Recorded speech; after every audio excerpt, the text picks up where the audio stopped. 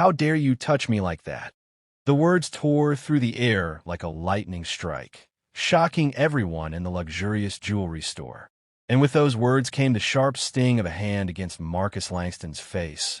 A slap so sudden, so audacious, that time seemed to freeze. Marcus, the proud owner and CEO of Langston Luxury, a chain celebrated for high-end jewelry and flawless service, had spent decades earning respect in business, but nothing in his experience had prepared him for this moment. The chaos began just minutes earlier when Jasmine Carter, a self-proclaimed socialite whose Instagram followers numbered in the hundreds of thousands, stormed through the polished glass doors of the store.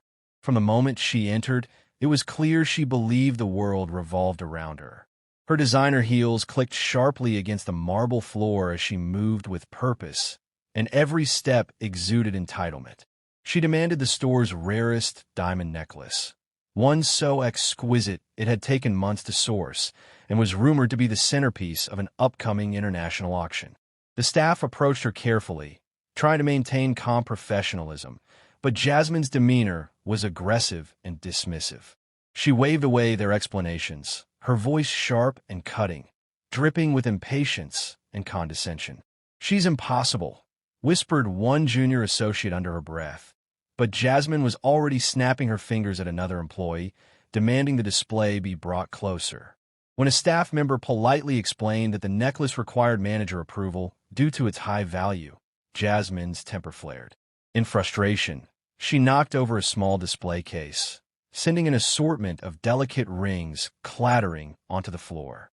The room fell silent, the metallic noise echoing through the store like an alarm bell.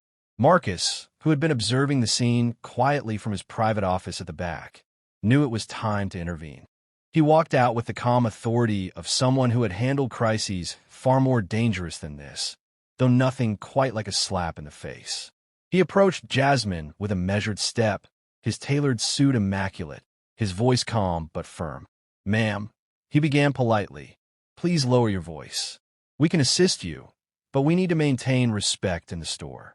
For a moment, it seemed she might relent, but Jasmine's arrogance was unshakable. In a move that stunned everyone, she raised her hand and slapped Marcus across the face. The sound was sharp and humiliating, like a crack in the air itself.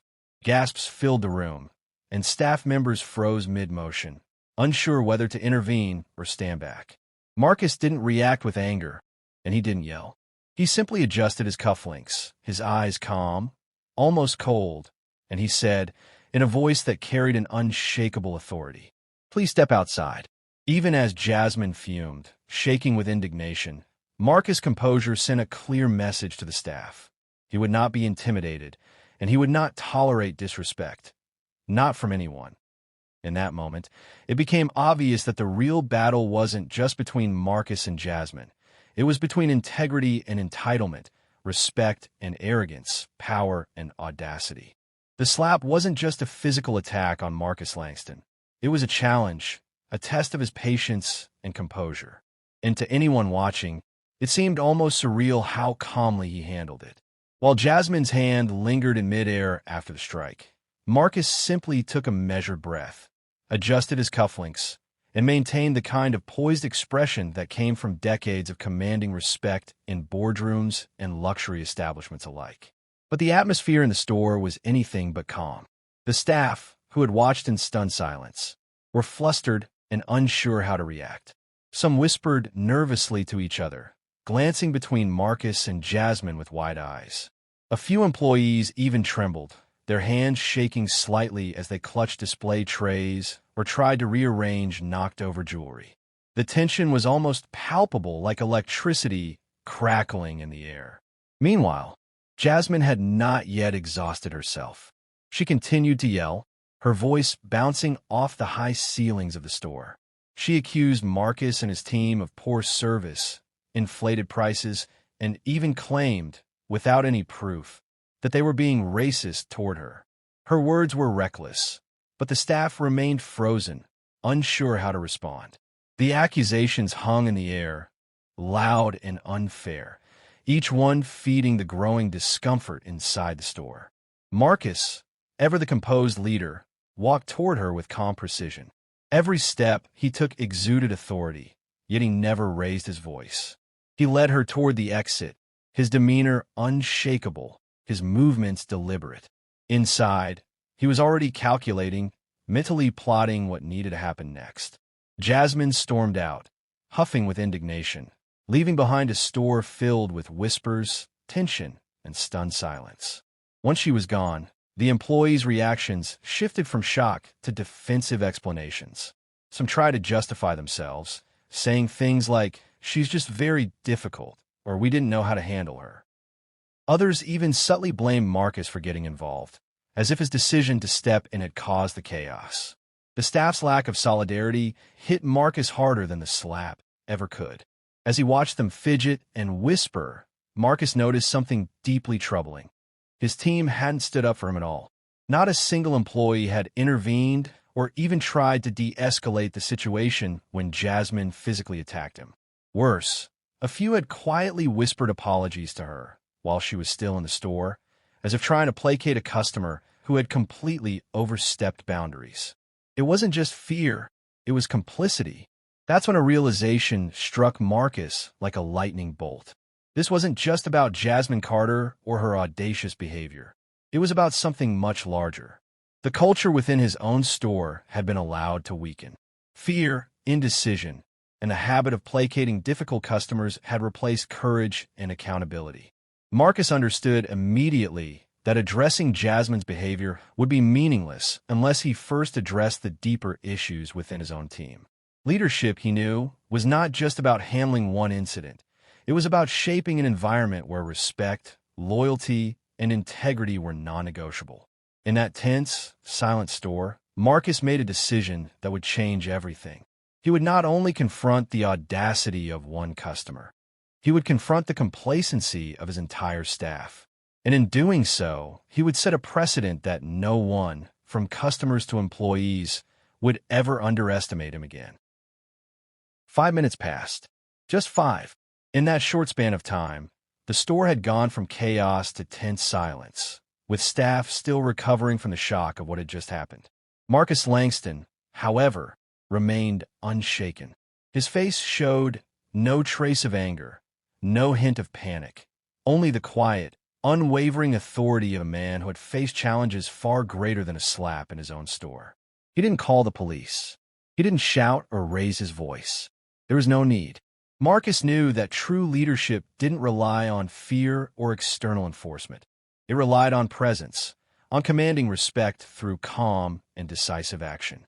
Slowly, deliberately, he walked toward the back office.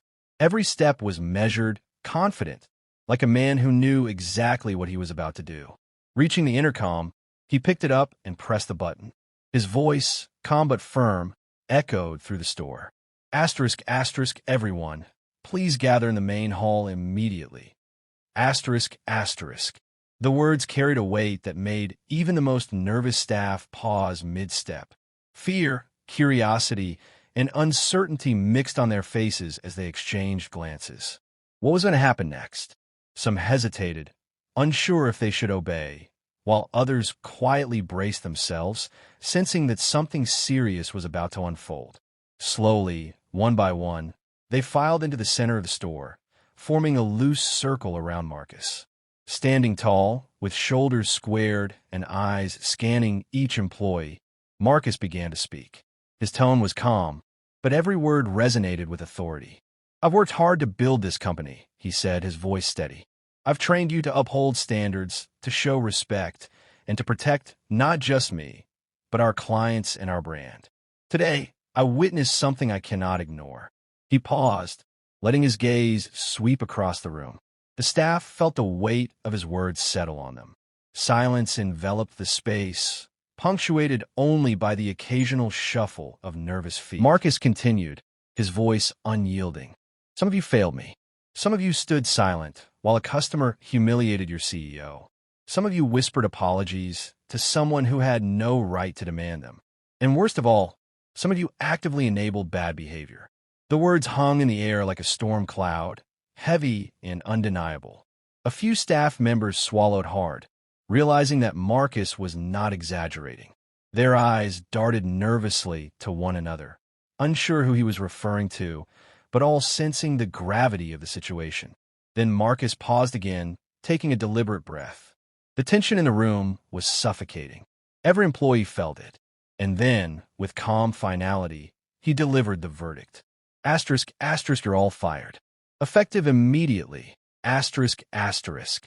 The room erupted, not in chaos, but in stunned disbelief. Gasps filled the air. Employees froze, some glancing at one another in shock. A few attempted to speak, to argue, to plead, but Marcus simply shook his head, his eyes unwavering, his authority absolute. There was no room for negotiation, no room for excuses. His decision was final. In that moment, Marcus Langston didn't just fire a team. He sent a message.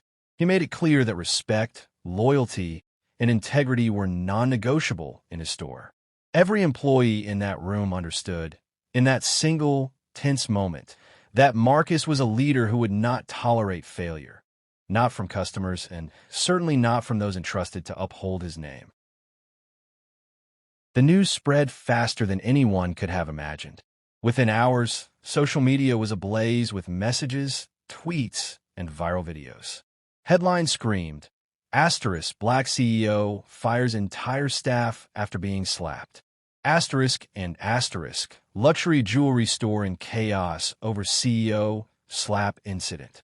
Asterisk, the story captured attention worldwide, not just because of the slap, but because of what happened afterward. People debated endlessly. Had Marcus Langston acted too harshly, or had he done exactly what a leader should do in the face of disrespect? Comments poured in from all corners. Some criticized Marcus, calling him ruthless and questioning whether firing an entire team over one incident was overkill. Maybe he should have given them a chance, wrote one social media user. It's just one customer, argued another. Yet for every critique, there were dozens praising Marcus for his decisive action. Many saw his response as a powerful statement. Disrespect and cowardice would not be tolerated in his company, from anyone, customer or employee. Analysts and leadership coaches began dissecting the story, using Marcus as a real-life example of authority, integrity, and the courage to set boundaries. Meanwhile, Jasmine Carter, the woman who had sparked the chaos, found herself in a completely different storm. Her video went viral as well, showing her slapping the CEO and yelling in the store. Social media users were quick to call her out, pointing out her arrogance and sense of entitlement. Influencers mocked her behavior, and brands that had previously sponsored her online presence began distancing themselves. Some terminated partnerships immediately. Even the exclusive diamond necklace she had demanded, the one that had caused so much tension, was no longer hers to claim. In a move that shocked many, Marcus announced he would donate the necklace to charity, turning the object of her entitlement into a symbol of generosity and integrity. As for the staff who had been fired, reactions were mixed. Some were bitter, feeling betrayed by Marcus and questioning his judgment. They had spent years working in the store, thinking their loyalty would shield them from consequences. But as the days passed and the story continued to circulate, a few began to reflect. They realized the truth.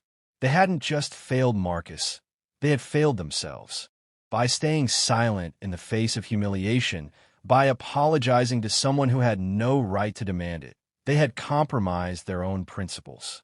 Fear had overtaken integrity, and the lesson was clear and painful. Marcus, however, didn't dwell on the past. He immediately began a new hiring phase, determined to rebuild his team from the ground up. This time, he wasn't just looking for skill or experience. He sought employees with integrity, courage, and loyalty. People who would uphold the standards of the store, protect its reputation, and never falter when faced with adversity. Marcus knew that talent could be taught, but character and courage were innate. Slowly, the store began to take on a new life, one guided not just by luxury and elegance, but by principles that could withstand any challenge. In the end, the incident became more than a viral story. It became a turning point. Social media might have lit the fire, but Marcus Langston's response showed the world that true leadership is about courage, accountability, and refusing to tolerate disrespect, no matter the cost. Marcus Langston's story quickly became more than just a viral headline. It evolved into a case study in leadership, respect, and accountability.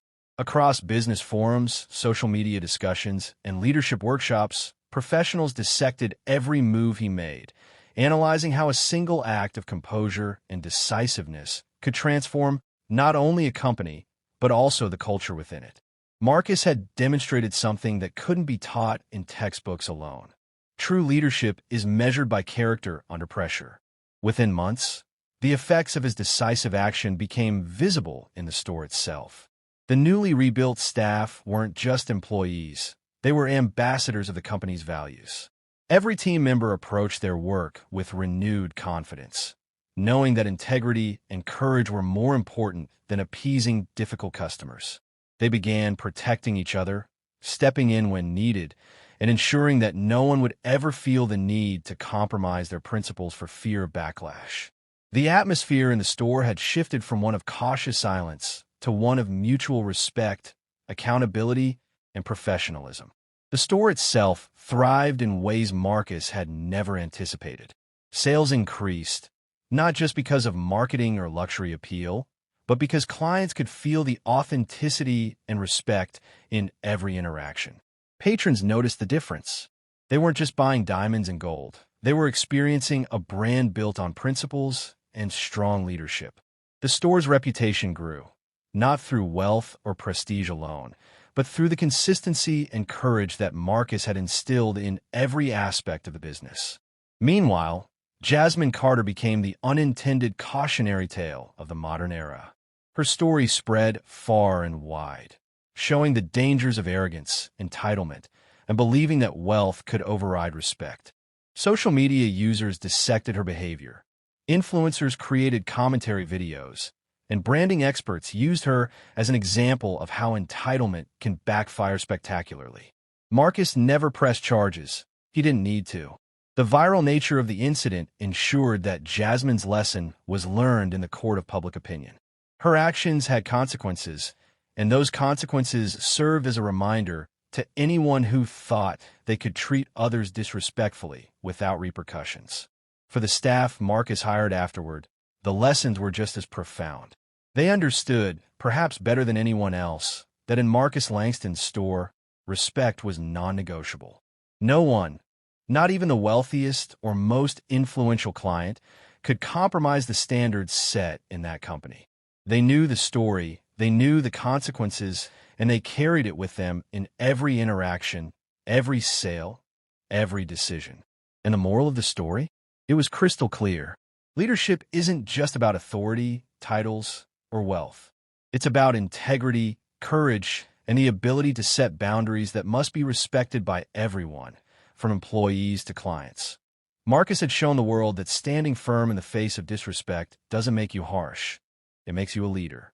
It creates an environment where respect, accountability, and principle aren't optional.